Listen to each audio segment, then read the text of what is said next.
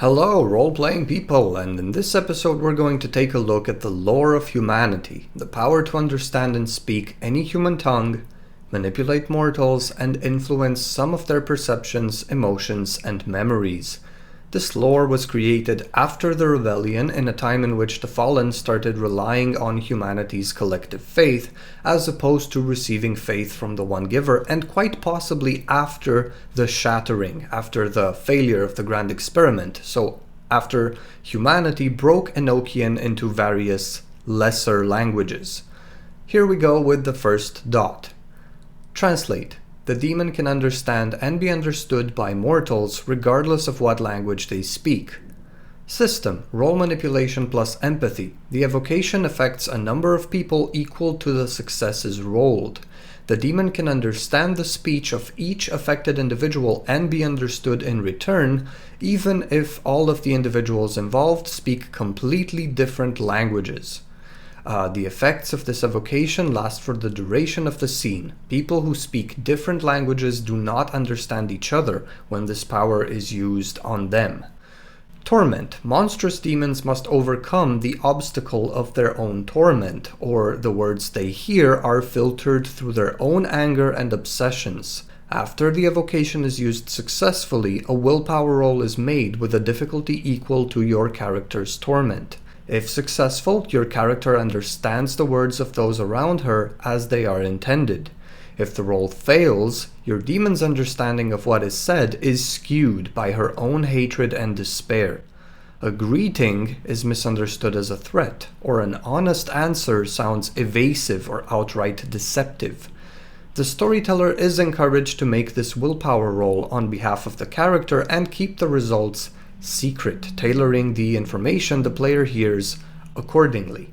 Okay, while this power isn't just thematically appropriate and makes sense from the internal logic of the setting, because it makes sense that if a demon focuses a bit, they would understand all these little fragments of Enochian that mortals speak, and the emotion and intention behind the words. But it is the reason why your stories and chronicles can take the protagonists anywhere in the world, not just in a city doing court politics, because at least for one scene at a time, this evocation removes linguistic barriers. That is very powerful and empowering to have at first thought. Imagine the characters seeing something about a natural disaster that happened in a faraway country on the news, and upon seeing video footage, they realized that it wasn't natural at all, but intentional destruction caused by one of the fallen, a Ravener or an Earthbound, maybe. With this power, if your protagonists want to look into this, the linguistic barrier is removed. They can just travel there, probably by plane, interact with the locals, gather information, help out, maybe heal the injured, maybe interrogate the antagonist's thralls and servants if they can find any, make a few pacts on the other side of the globe, and bring back information to either their faction, court, or both. So this is just awesome. And the high torment version doesn't really ruin it for the players, since it only starts affecting the character after their torment has doubled from what it was initially, given that most characters start with a torment rating of 3.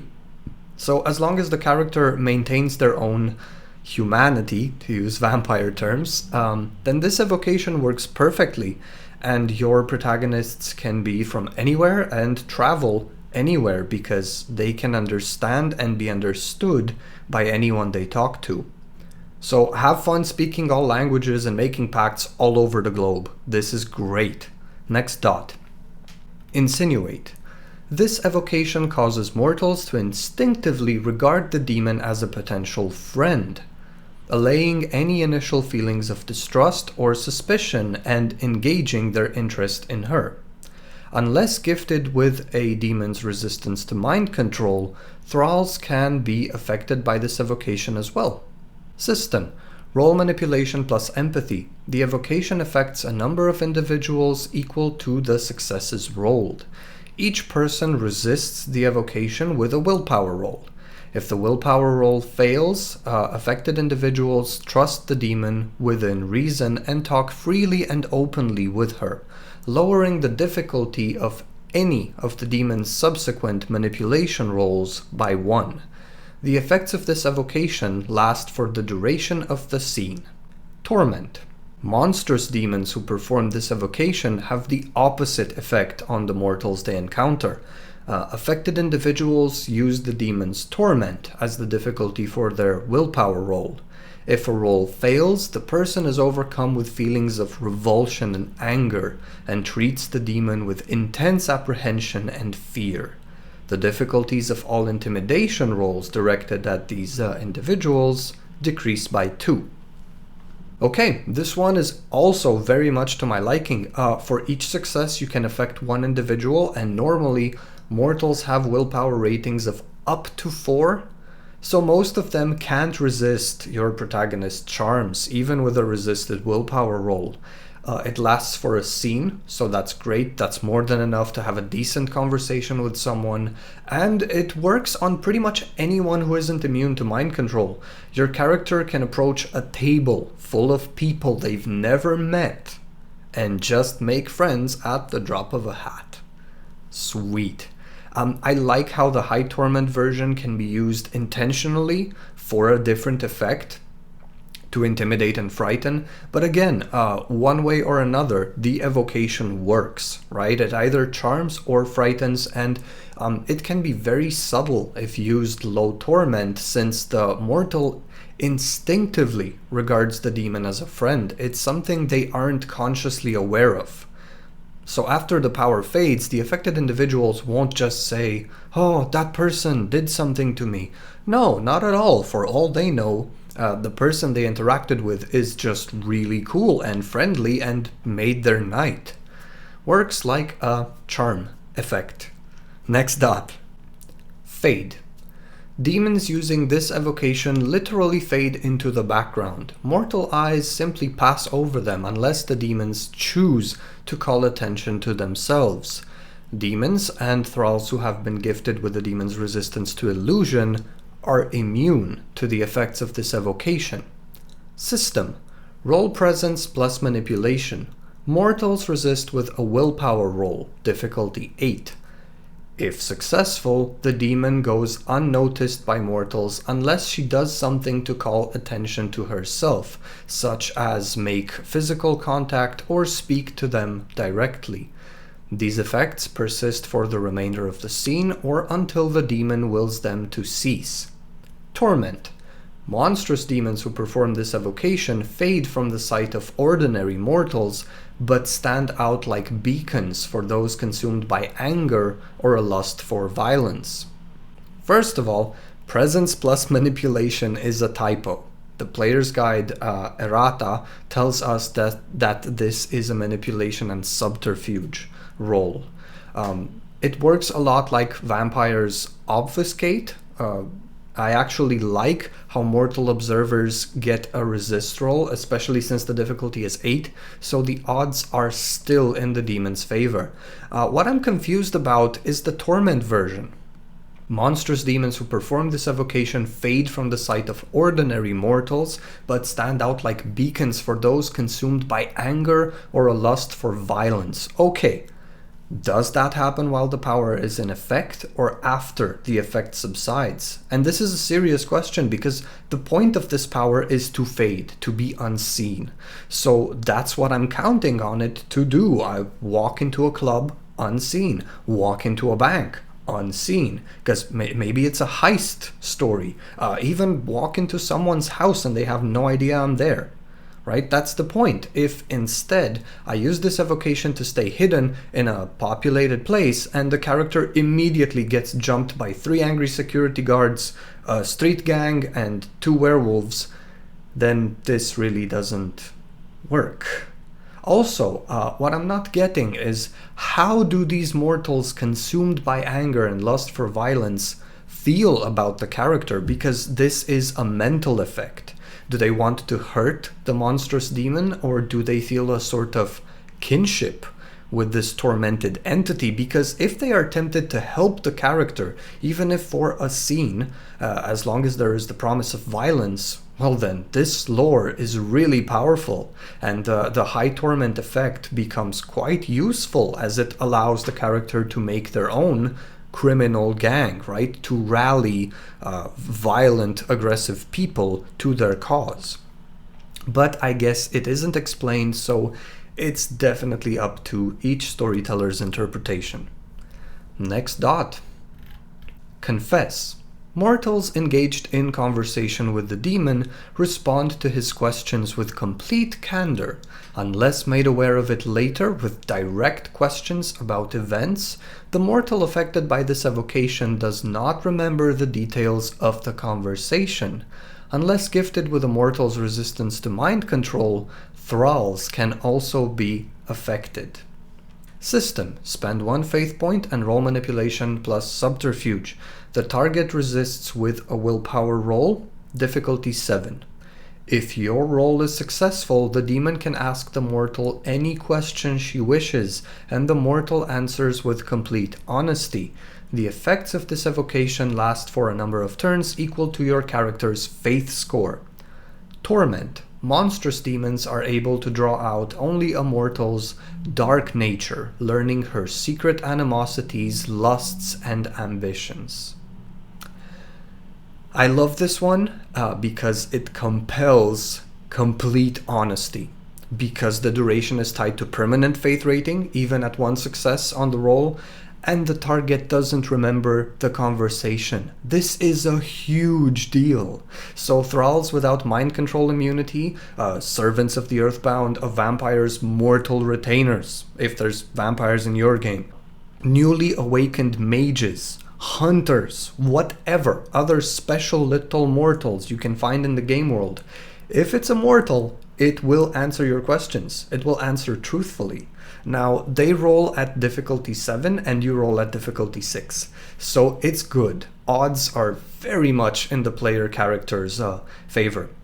The high torment version makes a mortal vulnerable to blackmail, public ridicule, and pretty much all of the other horrible things a malevolent demon would do to them after finding out their darkest secrets. So this version of the power also works like a charm.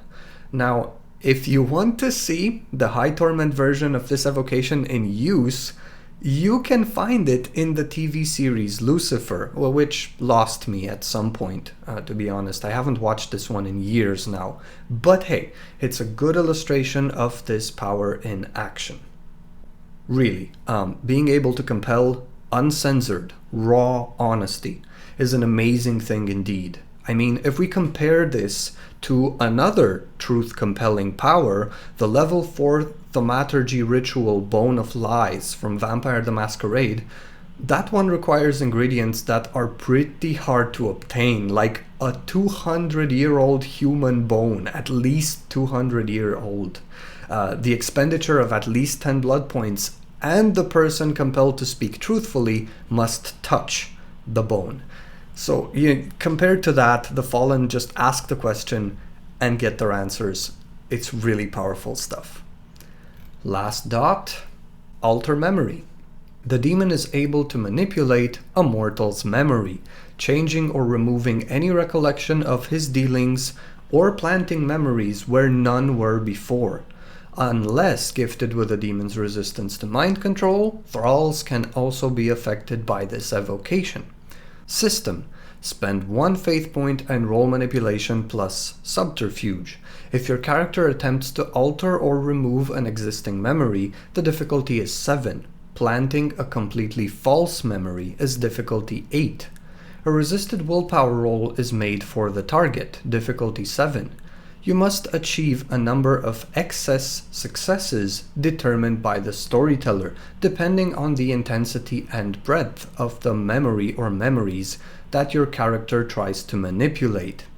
Editing or removing the memories of a brief encounter requires 1 success, while planting or altering a series of memories covering a period of days or weeks requires 2 or more successes. Altered or fabricated memories are permanent. Torment. Monstrous demons who perform this evocation also cause bouts of sleeplessness, anxiety, and despair that take days or weeks to subside. Nightmares persist for a number of nights equal to the character's torment score. Each night, make a willpower roll for the victim with a difficulty equal to the demon's torment. If the roll fails, the victim loses a temporary willpower point. If the victim runs out of willpower points, she gains a temporary derangement. Okay, so because I'm often in the storyteller's seat, I love this power. Not only because I get to create interesting moments in which maybe a character the protagonists have grown attached to suddenly stops recognizing them, which is a huge deal. It's something to be worried about. But because the protagonists themselves get to rewrite the NPCs to some extent, they can use this to remove themselves from mortal memory, thus maintain secrecy surrounding their court. They can remove memories of supernatural displays mortals might have seen, but they can also insert themselves into someone's memories, so they can fabricate relationships with characters, and this I find very interesting narratively. Players can get very creative with this power, and hey, the altered memories are permanent, so this is fantastic. Now, just imagine the horror a fallen character would feel going back to their mortal family that they care deeply about, only to find that their spouse and children no longer recognize them at all. And they're scared of this stranger who keeps asking to be let in and insists that they are part of the family, right? So that leaves the character asking, who did this? Why did they do it?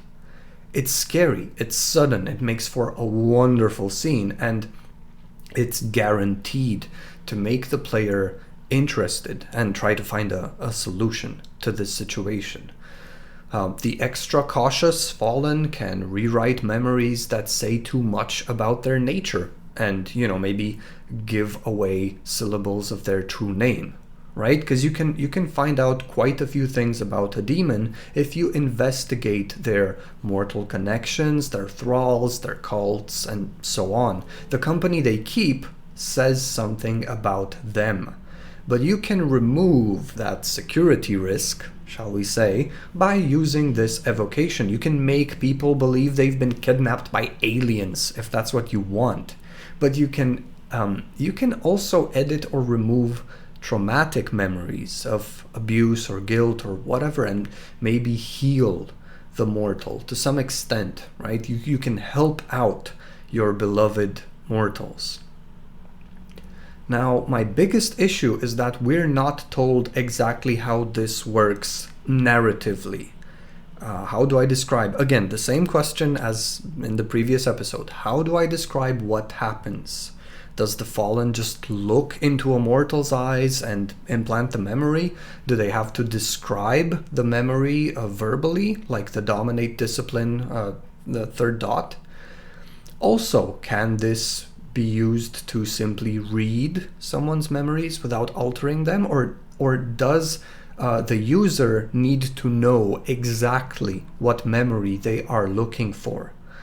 You see, I really wish these questions had official answers, but they don't. So as always, it's up to storyteller's interpretation. Now that we've gone through all of the evocations, I must say I really like the lore of humanity. Certainly, as with the other lore, more explanation as to how everything works would have been really nice. Maybe an example or two, but hey, these evocations are perfectly functional as they are written, and then they can make social encounters very, very interesting. Let's just go over the list one more time. This lore removes linguistic barriers when it comes to spoken languages. It makes the character very interesting and pleasant. It allows them to walk about unseen. It compels truthful answers to any questions. And last but not least, allows the removal, editing, or planting of memories. this is great. Like in vampire terms, this is presence, dominate, and obfuscate all in one. And the best part is, it's a common lore. So any character, regardless of house, can have access to these awesome evocations, which can be used in very creative ways, right? Because the effects depend on both the character and the character's personality and the target. Both players and storytellers can really use this power. And this is precisely what I love about superpowers in role-playing games, right? I love the ones that make interesting, creative interactions and really interesting stories happen. Thank you very much for listening. Take care, have fun, and don't forget to play.